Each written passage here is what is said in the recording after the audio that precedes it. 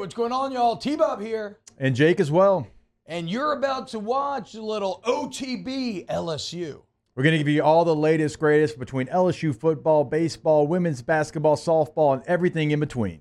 Bottom line, if you want to talk Tigers, keep it locked, subscribe, like it, and we hope you enjoy it. I want to talk about something that Wilson Alexander kind of touched on in The Advocate today, or might have dropped yesterday.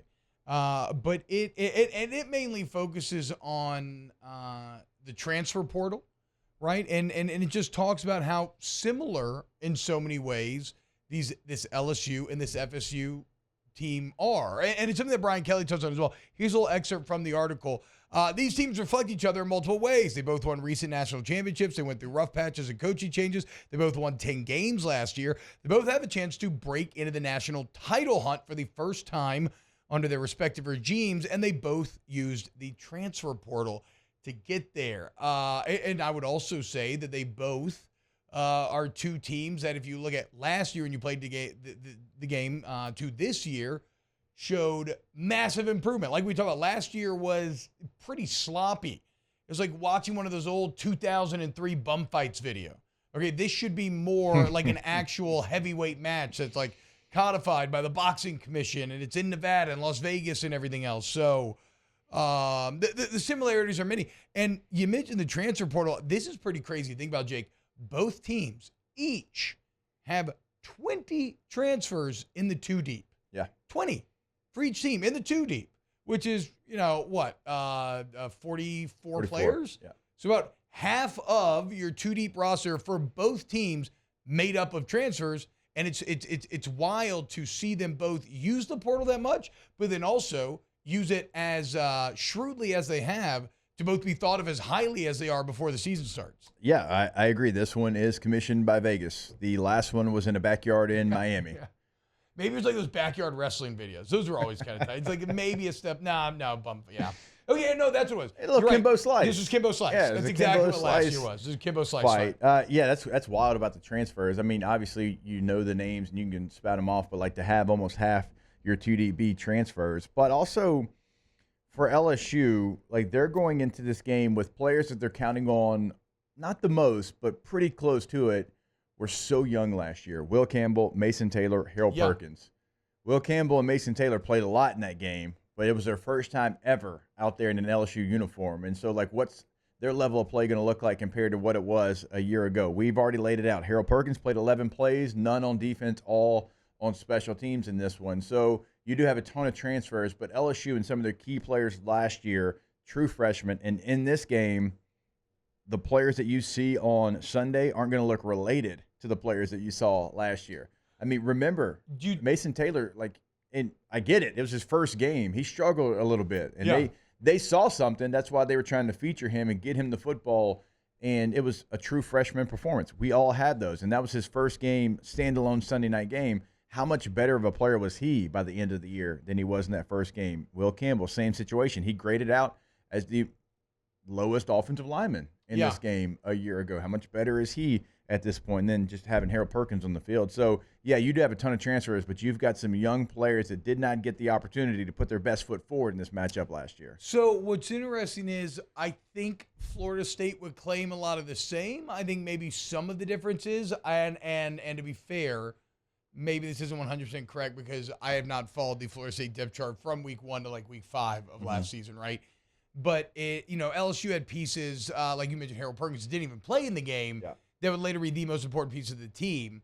Also, because LSU had such youth in that game, youth is always going to take bigger leaps than experience will. However, if I was a Florida State fan, I would be telling myself the same thing, right? Or think about how we thought of Jordan Travis entering last year's game. We thought he would, like, Jake, we didn't just think he was like, all right, okay. Like, we thought he was booty. Because he was. To that point. Yes, to that point. He had. I mean, he certainly had some peaks, but he had way more valleys. Yes. Yes. He was thought, like, the accepted thing was, okay, you stop the run, you force Jordan Travis to throw. There was no way that guy could throw it well to beat you. And obviously he proved everybody wrong. It just got better and better and better as the year went on. So he represents something totally different than he did last year. He does. Jared Verse entering that game, we didn't really know about him. He was an Albany transfer. Mm-hmm. I wasn't watching Albany film. Why not? And now Jared Verse, by the find end of Albany the year, film? yeah, I have no idea. Probably on PFF, actually. But like by the end of VHS? the year, he was a top 20 NFL draft Yeah. pick. So he represents something totally different as well. For sure. And we could go through LSU. I mean, Jaden Daniels, same situation. Yes. Him in that game compared to where he finished the game. But I guess I'm looking more at young players.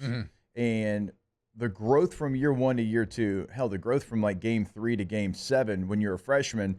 But that's the difference. Like we had seen Jordan Travis, and he just continued to get better. So good on him. Same thing with Jaden Daniels. But the fact that you were counting on so many true freshmen a year ago in this game to where you're at right now is a completely different story for LSU. And they're still going to count on those sophomore players. I mean, Emory Jones didn't play in this game, and then all of a sudden the next week he was your starting right tackle, and we're like, wait, the guard, Emory Jones, like he's out there at right tackle, and then he finished the season as a right tackle. So this is going to be a completely different LSU team than Florida State saw a year ago, and it's with players that LSU recruited, young guys, freshmen. Yeah, the transfers too, and that's hard. Now, transfers are all over the place, and it's hard to get a book on those guys, but even the players that Florida State saw a year ago are going to be different players, and the players are better because they gain that experience. And when you're first time out and you got an opponent like Florida State, I never had that situation. My first game was like Oregon State, I think, or something like that. It wasn't a top 10 Florida State. We had Washington, which was kind of tight, but they weren't that good. But that Oregon State game got sketchy as hell. Yeah, we should have lost the game. Yeah, 1,000% should have lost that game. It was a year after the Natty, right? 04 to start? Yeah, it was a monsoon. I remember that. A bunch of missed extra points and whatnot for the guy, Beavers. And the guy won the Lou Groza the next year. Wow. Okay, well, you know what? He used that adversity as opportunity, guys. Okay, there's a theme developing here. You know what I do find interesting about the transfer, Jake, is it seems like for Florida State, the majority of guys are going to be relying on this year are on the offensive side of the ball, whereas for LSU, the majority of guys are going to be relying upon are on the defensive side of the ball. So it is kind of an interesting, okay, you both hired a bunch of mercenaries, and they're going to be going toe-to-toe. Who's going to do better, right? Like will Zy Alexander, Andre Sam, some of these secondary transfers be able to hold up against Keon Coleman, Jaheim Bell, like Omar Spates in the middle there, Ovia Gofu off the edge, right? Like this is something I'm very excited to see. Player you most excited to see in an LSU uniform that was not in an LSU uniform a year ago? Harold Perkins.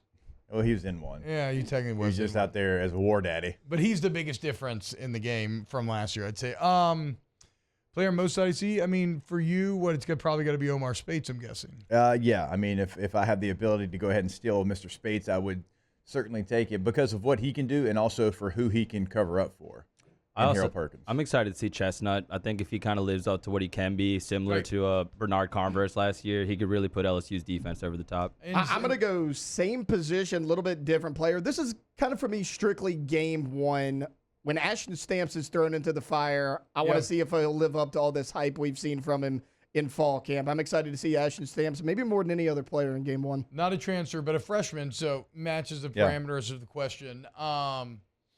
I mean, I don't know, man. I guess I'll just keep it different then, and I'll go with those edge defenders, be it Swinson, maybe a Gofu.